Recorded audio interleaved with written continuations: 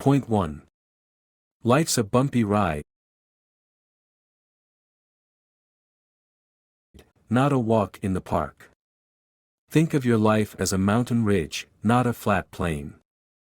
This isn't to say that life is a constant uphill battle, but rather, it's a series of highs and lows, peaks and valleys. It's not always easy, but it's this journey that shapes us, strengthens us, and ultimately, helps us discover who we truly are. Picture yourself at the foot of a mountain. The top is hidden in the clouds, a symbol of the future we can't quite see. The path to the top isn't a straight line. It's steep, it twists and turns, and it's littered with obstacles. This is life. The mountain symbolizes the trials, tribulations, and victories we encounter on our journey. Just like a mountain climber needs to prepare, strategize, and persist to reach the top, we need to cultivate these traits to tackle life's challenges. We need to face our fears, conquer our self-doubt, and step out of our comfort zones. Let's take weight loss as an example. If you're trying to shed some pounds, you need to first understand why. Is it because you genuinely want to be healthier and feel better, or is it because you're succumbing to societal pressures and judgments? Knowing why is important because it helps you spot and overcome self-sabotage, which is often the biggest hurdle in your journey to self-improvement. The climb up the mountain isn't always smooth. You might trip, fall, or even lose your way. But these aren't failures, they're chances to learn and grow. They're the valleys in your mountain ridge, the lows that make the highs even more gratifying. Climbing the mountain, tackling life's challenges, isn't a walk in the park, but it's necessary for personal growth. It demands that you let go of unrealistic expectations, societal pressures, and false self-perceptions. It requires you to face and conquer your fears and self-doubt. But when you reach the top, the feeling of achievement and self-mastery is second to none. In a nutshell, your life is a mountain ridge, not a plain, is a metaphor for the journey of self-discovery and self-mastery. It's about embracing the challenges, learning from the setbacks, and celebrating the victories. It's about realizing that the journey is just as important as the destination, and that every step, no matter how small, is a step towards self-mastery. Point 2. You gotta be ready to change to get ahead. Imagine you're standing at the base of a mountain. It's a daunting sight, right? That mountain represents your personal growth journey. It's not going to be a walk in the park, but it's definitely worth the climb. Just like scaling a mountain, personal growth requires effort, determination, and a readiness to face the unknown. Now, let's talk about something we all do, self-sabotage. It's like we're our own worst enemies sometimes. We create roadblocks that stop us from reaching the top of our mountain. This can show up in different ways, like putting things off, doubting ourselves, or being overly critical. These are the mental roadblocks that stop us from reaching our peak. Let's say you're scared of failing, so you don't go for that promotion at work. That fear is a form of self-sabotage. It's like a boulder blocking your path up the mountain. Or maybe you believe you're not good enough to chase your dreams.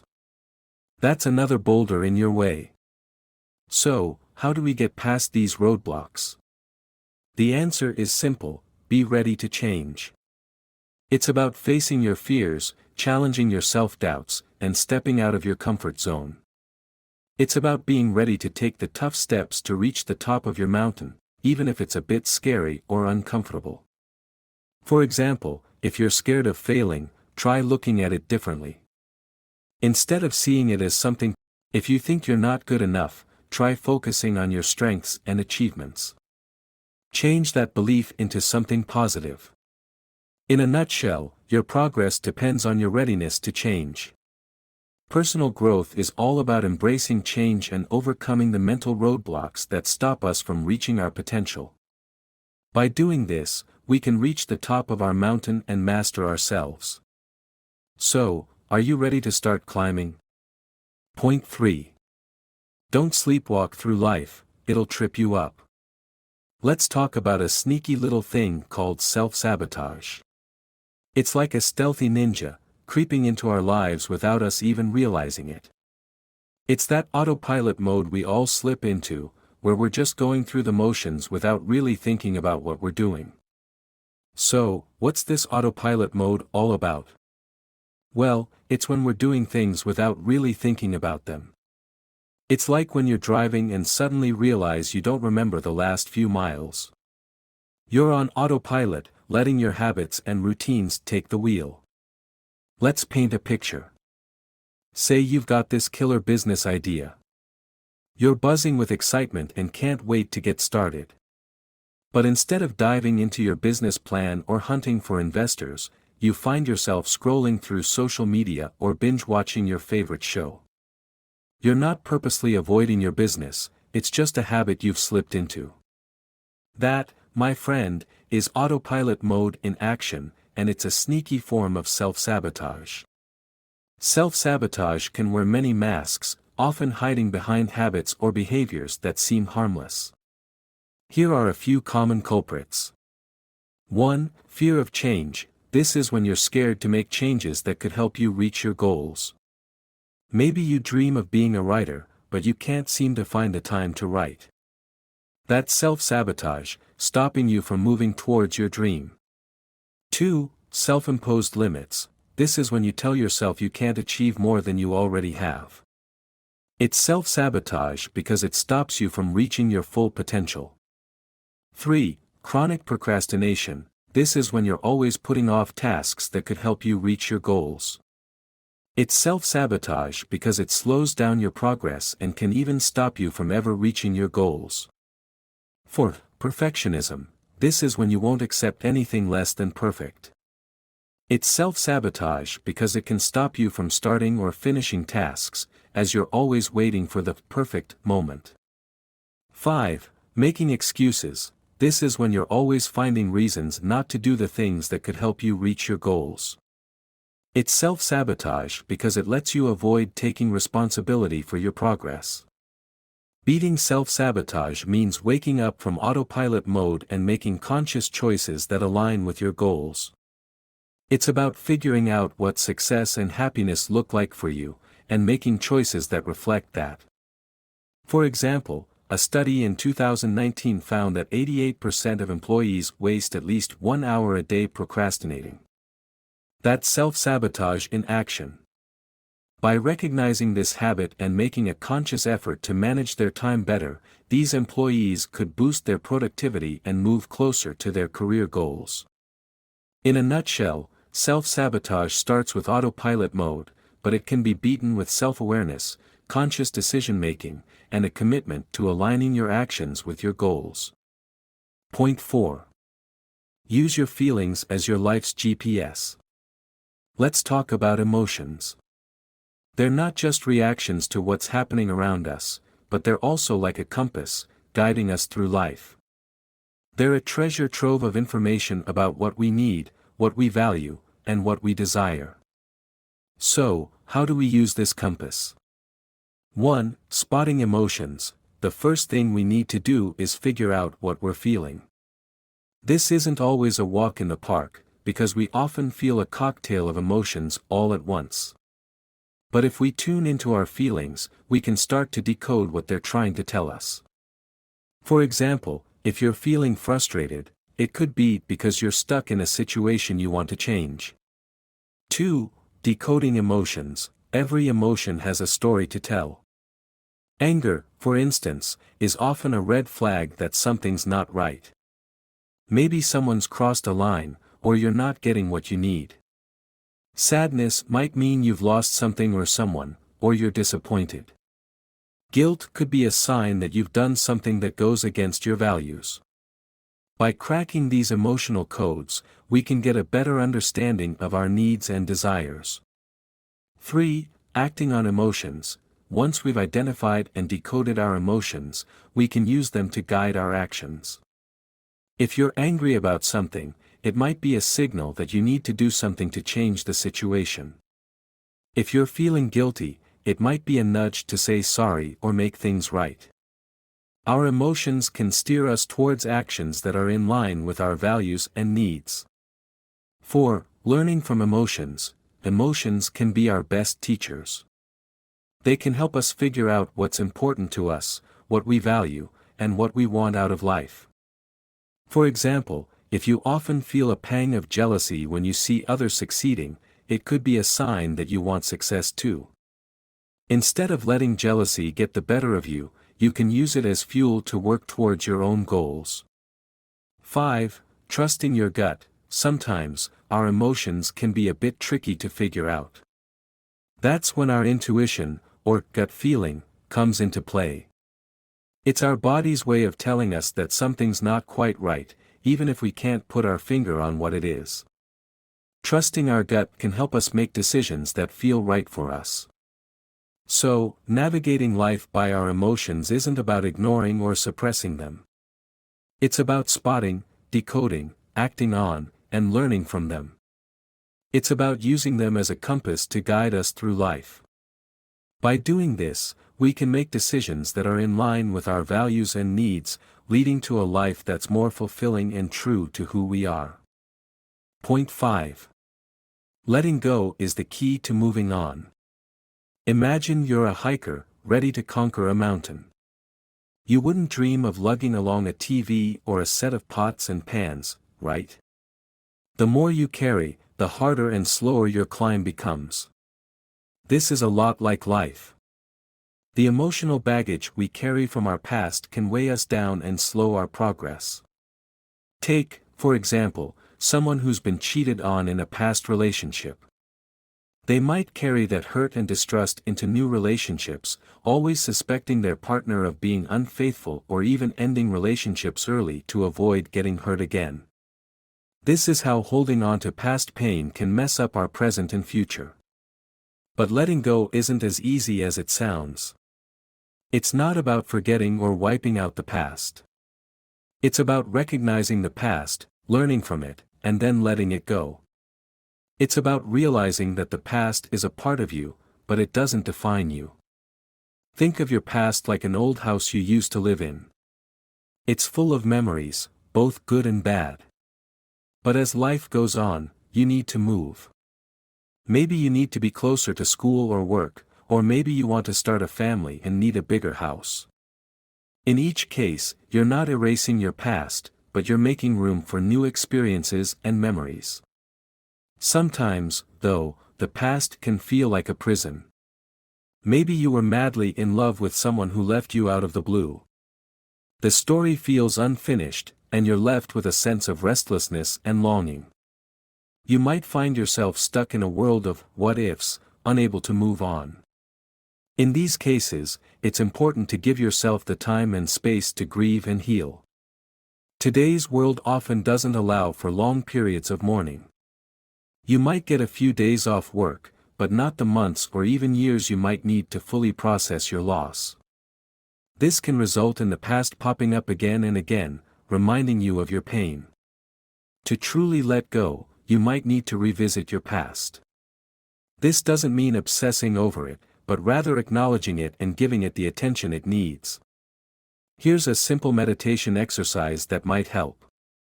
1. Close your eyes and let yourself revisit the painful experience. 2. Let yourself feel the emotions that come up, without judging or resisting them. 3. Talk to your younger self, reassuring them that everything will be okay. 4. Think about how this experience has shaped you and brought about positive changes in your life. 5. When you're ready, open your eyes and bring your focus back to the present. This practice can help you let go of the past, allowing you to focus on the present and build the future you want. Remember, letting go isn't about forgetting, but about healing and moving on. Point 6. Unhealed wounds can mess up your future. Imagine this: your life is a building, and your past traumas are the cracks in its foundation. Just like a building with a shaky base is at risk of falling apart, a person with unresolved traumas may find it hard to create a stable, happy future. Let's paint a picture to make this clearer. Think of someone who was constantly criticized as a child. This person might grow up believing they're not good enough. This belief can show up in different ways in their adult life. They might have low self-esteem, struggle to form healthy relationships, or even sabotage their own success because they're scared of failing. These are the cracks in their future's foundation. So, how do we fix these cracks? One way is through a visualization or meditation exercise where you connect with your future self. Here's how you can do it. 1. Find a quiet, comfy spot and close your eyes. 2. Picture a peaceful, safe place. It could be a place you've been to, or one you've made up. 3. In this safe place, imagine your future self sitting across from you. This is the you who has healed from the traumas and built a strong, stable future. 4. Notice how your future self looks, acts, and carries themselves. This is the person you want to become. 5. Ask your future self for advice. What did they do to heal from the traumas?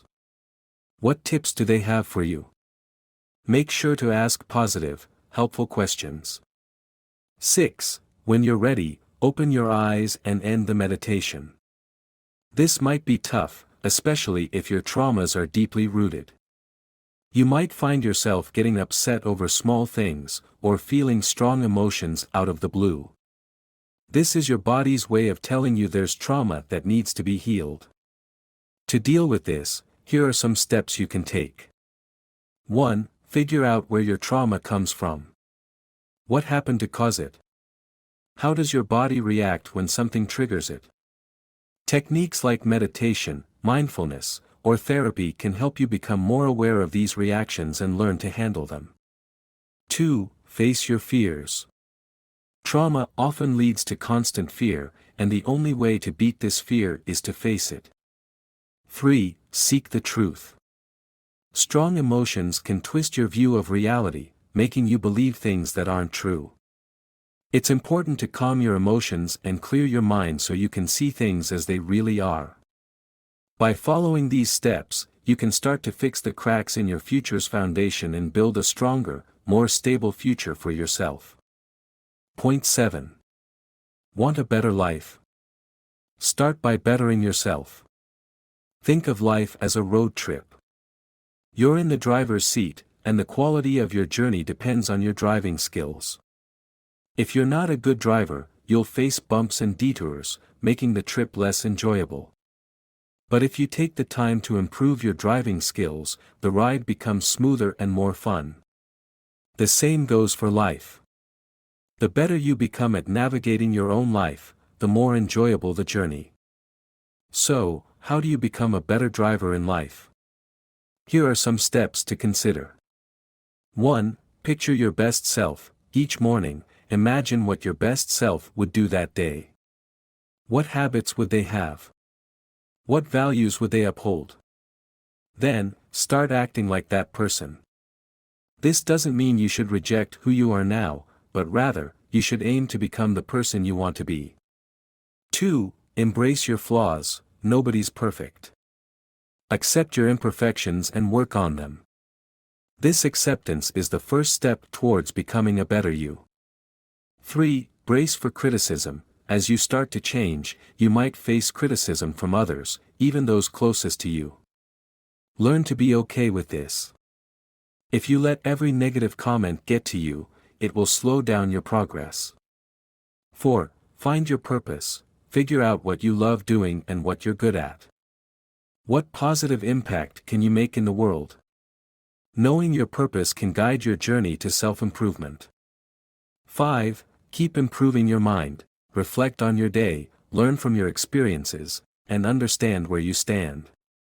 This step might be uncomfortable as it involves facing your fears and insecurities, but it's essential for growth.